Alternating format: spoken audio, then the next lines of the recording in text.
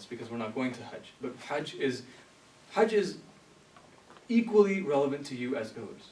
Right? And this is not a talk about the 5 pillars, so I'm not going to go on in detail about that. But Hajj is specific to you as an individual. Right? Hajj says something not just about the people who went to Hajj, right? But it says something about you too. Right? The fact that you weren't able to go doesn't mean you weren't a participant in this pillar. Right? We go to Hajj if we can afford it. Right? But what do we do if we can't? I mean, the first step in this could be actually learning what the significance of Hajj is. That can be a part of your purification. What does Hajj mean for the millions, what is this? So there's over 1 billion Muslims in the world, and only a small number of them go to Hajj every year. That means there's over 1 billion Muslims still, every single year, who don't go to Hajj. Can there be a pillar of Islam that isn't relevant to them? No. Hajj says something about our heritage as Muslims. Hajj says something about family relationships. Hajj says something about your connection to Allah subhanahu wa ta'ala. Right? Hajj says something about all these things. Can you have vision and find some purpose every single year when Hajj season comes? Find some motivation for yourself to do something special about that? That is Tazkiyah. Tazkiyah is vision.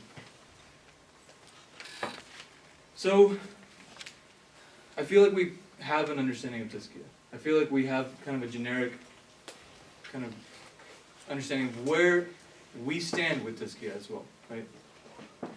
It's important to us. I don't think I need to emphasize that point anymore, but I'm going to do it anyways, just because I feel like it. I want to emphasize this point. I want to drill it into your heads. Right? And inshallah, it'll be drilled into mine as well. Simple story, but kind of paints the importance of this. How many of you have been stopped by a police officer? I can raise both hands. Right, I think we all have probably been stopped by a police officer, or been in that experience where you've been stopped by a police officer. So there's this police officer who's doing his regular task, doing his thing, and he sees this car speeding, and he gets on behind it, flashes his lights, pulls the guy over, walks up to the car, and the guy in the car, as soon as the police officer gets there, he rolls down the window, and the officer says, "Do you know why I stopped you?" And of course, as everyone says, "No, officer." I have no idea. Right? We have no clue why the officer stopped us. We all know why the officer stopped us. Right? It's because we were going 80 in a 25 miles per hour zone. Right? That's not even uncommon in California. It's like, we laugh because it's true. Right? So, he says, "I stopped you because you were speeding." And so the person in the car just kind of reacts.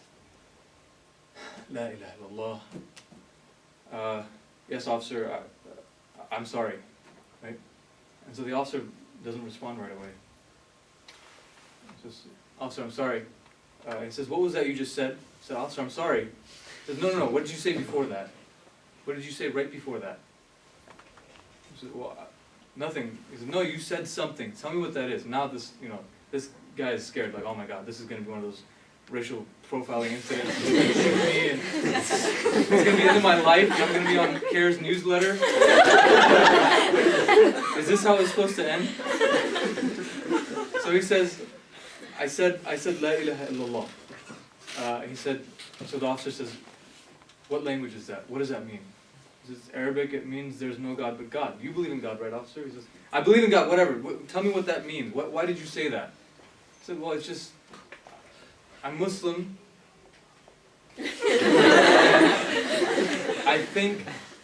I believe in God, so I felt like that was the right thing to say at that time. I was exasperated, so I said that in a moment of difficulty. Does that mean I'm going to get off?" So the officer says, "No, you're going to get a ticket. But, so tell me more about this Muslim thing." And so they have a conversation, and subhanAllah, by the end of this conversation, which is maybe about 20 more minutes, the officer says, "I want that. I want what you have. I want this Islam thing." And so the guy's like, "Officer, are you sure? I mean, it's kind of a sudden decision. He says, yeah, I want that. And so they exchange information. They actually become good friends over the next couple of months. And, you know, the officer accepts Islam, and he teaches him, and, you know, this guy gave him a ticket. He gave him the ticket. He teaches him Islam every day, and, you know, without any ill feelings towards the officer because he gave him a ticket. He's like, this is amazing. This officer stopped me, and he heard me say La ilaha illallah, and he gave me a ticket, but he still converted to Islam. That's worth it, right? So one day he finally, gets, because when someone's new, you don't want to ask too many questions and make them feel uncomfortable. So he finally comes around and says, officer, can you tell me why did that trigger you? How did that all happen? I'm still shocked by what happened that day. So he says, well, I've heard that before, and that's it. And so he pushes a little further, can you give me a little more detail? I'm really curious. You scared me, so I feel like I deserve a little bit of an explanation. He says, well, I don't share this with many people, but as a police officer, you see many things. Right? Every day you see all kinds of different things happen. So one day it was me and my partner, we were sitting in the car, we were taking a break, so we were actually not even facing the road. And all of a sudden behind us, we hear this really loud screeching of tires, and then just this extremely loud sound of crushing metal and just chaos, right? Almost like an explosion. And so my first reaction is I look into the rearview mirror, and I see that there's a big accident right behind us. Right behind us, this accident played out, right? And you can just see cars kind of scattered, and some of them are kind of mangled into each other. So I'm a police officer. The first thing I do is I get out, me and my partner both get out, and we run to the cars. We get to the first car, and in the first car there's a woman, and there's two other people, one in the passenger seat and one in the back seat. The two people in the passenger back seat are both passed out. The woman in the driver's seat looks like she's somewhat aware, right? So I tap on the window, trying to get her to open the window, and so she after multiple tapping, she kind of hears me and looks out, but she just doesn't react. She's not reacting. I can see that she's saying something. She's saying something, so she must be in shock, right? And I look down and I can see that she's really badly injured. So I bang on the window. I just can't get her to react. I try and listen in, and I hear her. She just keeps repeating this person's name, right? She just keeps saying this guy's name over and over and over again, and she just kept saying it. And it was like she was in a complete state of shock, and there was nothing else in her mind except for that person's name. So after almost a minute of this, I had to go to the next car. I had to see if I could help somebody else. I went to the next car. This car's, as I get close, I can hear the radio booming loud. So this person was obviously driving with the radio on. There's a song playing. I can't remember what song it is. As I get closer to the car, this person's window has shattered. He's sitting in the front seat, and he's actually also aware. Not completely aware, but I can see his eyes move, and I can see his lips are moving as well. And so I get closer to him, and I try and get his attention. And he turns his head and looks to me, but he keeps moving his lips. And I think maybe he's trying to tell me something, where he's injured or something. I get closer, and he's singing the song that's on the radio. And so, again, this person's in absolute shock, and I don't know what else to do. I can't get the door open. About a minute of this goes by, I run to the next car. Next car, I can see the next car kind of clearly. The person in the car right in front of me, the car's actually facing towards me. And I run towards this car, and I can see the guy in there, and I see him, I already see he's repeating something as well. And I'm thinking, oh my God, here we go again. All of these people, I can't help them because they're in a state of shock. So I run up to this guy, and I bang on the window, and he reacts, and he looks at me, and he puts his window down. The power window comes down. And I say, can you get out of the car? And he says, I tried, I can't get out. And then he just turns back away from me, as if I'm not there anymore. And he starts saying something I can't understand. Like L is involved, and A is involved, and I don't understand what he's saying. It's obviously something in a foreign language. And so hey, come on, we gotta get out of here. I need to get you out of the car. And he looks at me and he says, I tried multiple times, I can't get out of the car, I can't open it from the outside as well. So until the ambulance gets here, maybe you want to try and help somebody else. And so, he's right, I try and open the door, I can't get it open. I'm not going to try and move him out of the seat. Could have injuries all over, broken bones. So by this time the ambulance does arrive. They do what they can to save these people. This really hit me hard, right? These people just going about their lives, and suddenly everything collides, everything explodes for them. So I followed up on the case, and I found out that the only two survivors of the entire incident were the two passengers who had passed out in the first woman's car, and everyone else had passed away.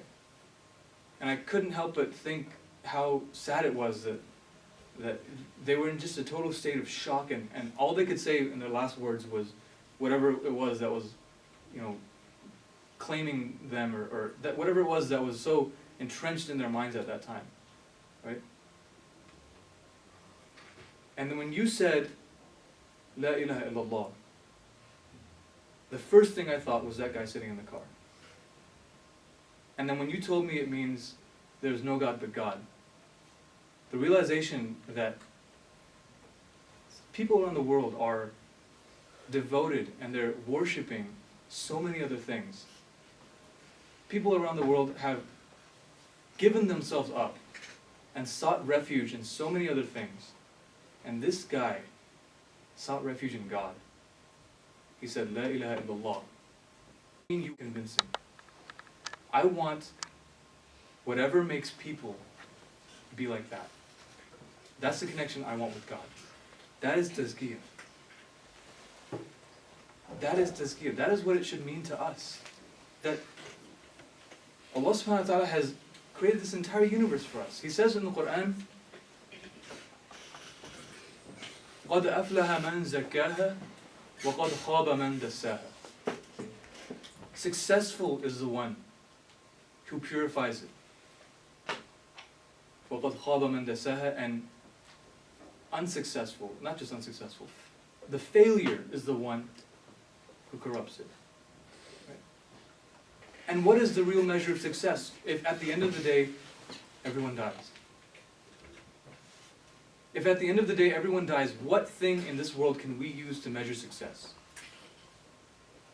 Nothing. But if there's more, if that atheist is wrong, and it turns out that God is there, as we all know He's there, waiting for us, did we set it up so that He waits for us with arms open? Did He set it up so that He says, you are pure gold? You are so beautiful to me because you dedicated that moment called life, that snap called life. It was tiny. That's all you had, but you dedicated that to me. That is tazkiyah, brothers and sisters. That's the significance of it. He says, قَدْ أَفْلَهَ مَنْ زَكَّاهَا وَقَدْ خَابَ مَنْ دَسَّاهَا. What is successful is he who purifies it, and the failure is he who corrupts it. What is it? What is it? It's everything. Everything we have. And everything we think we are worth, if we purify it, we're successful, and if we corrupt it, we're failures. Tazkiyah is not one segment of Islam. Tazkiyah is not one pillar or one understanding of the faith.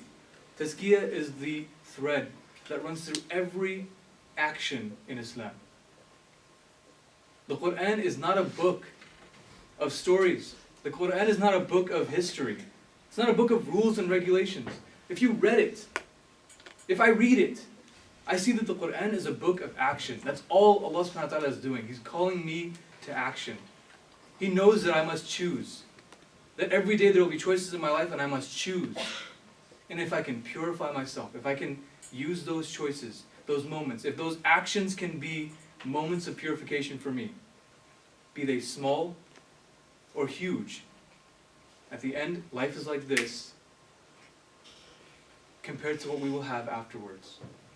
And if we dedicate that small snap of the fingers to Allah subhanahu wa ta'ala, and if we engage in the process of self-purification, that, brothers and sisters, is worth something. then we actually have something worth seeking refuge for.